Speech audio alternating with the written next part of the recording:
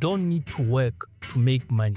How is that possible? Money can move a lot faster and can go into so many different areas than any human being can. And that can only happen through a process of investing, putting your money to use so that when you can't, it can.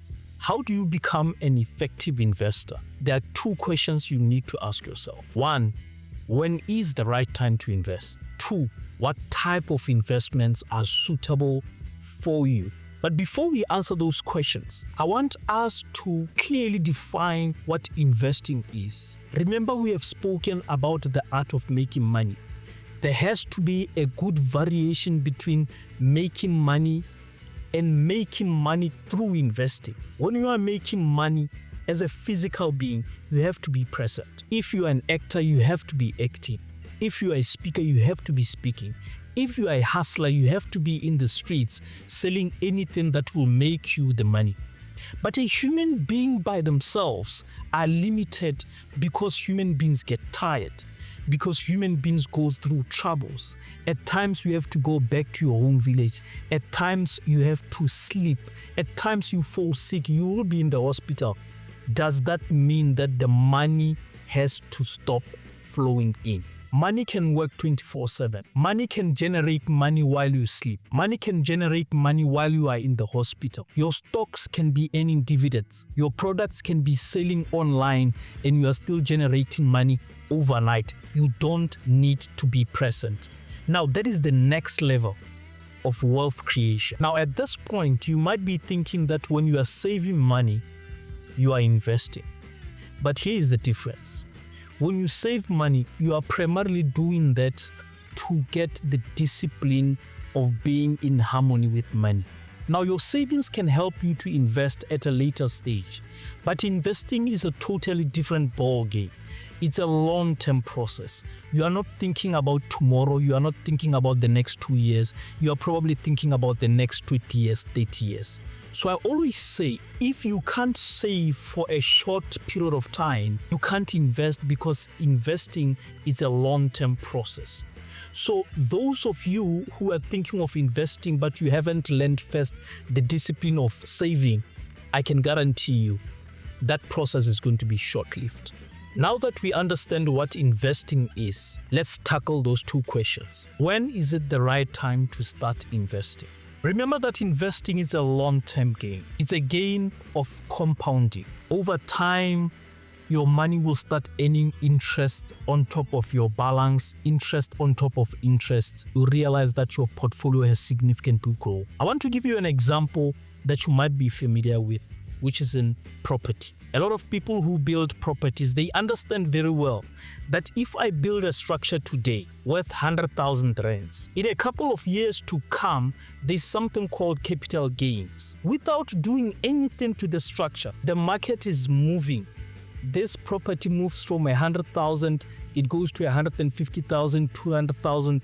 In 20, 30 years time, the same property that you built for 100,000 without putting more money in it might be worth 300,000. It's a long-term gain.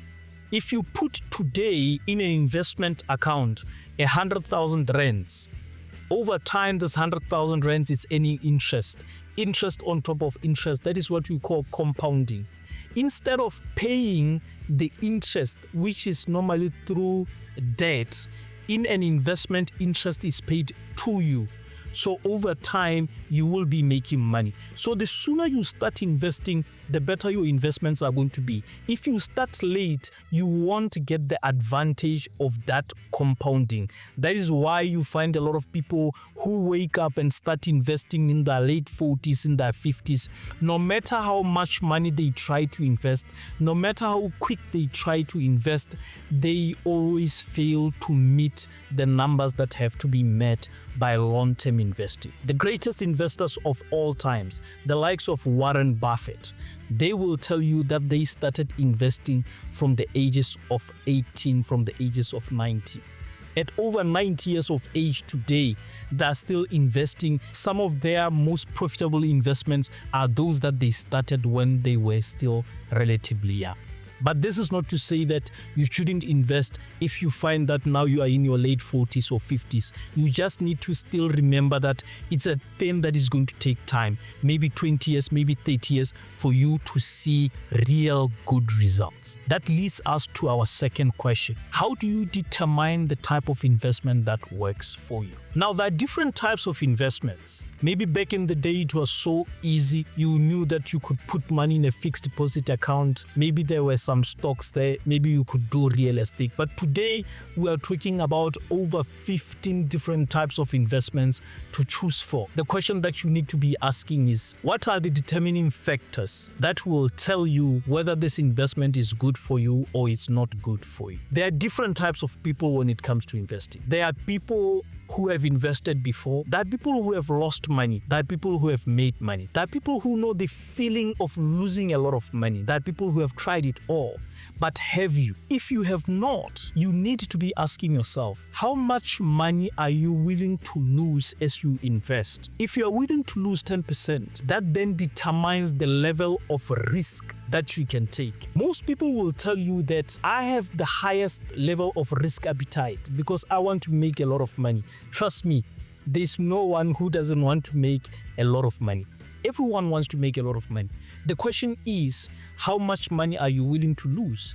If you are willing to lose all of your investment, then we know that you have a high risk appetite. If you are not willing to lose any of your money, then we know that you are risk averse. You have the lowest level of appetite. When you look at different investments, there are investments which are of high risk, and then there are investments which are of low risk. On low risk type of investments, maybe you should consider a fixed deposit. Maybe you should consider buying government bonds, ETFs, unit trusts. But if we have determined that you have a high level of risk appetite, then maybe we can start talking real estate. Maybe we can talk cryptocurrencies, investing in stocks. But I can never ever tell you what you need to be investing in. You first need to gauge your risk appetite. Then you need to establish from all the different types of investments, which one suits my risk appetite. Then you can start investing in that. And then as you grow into that investment, as you get used to the idea of investing,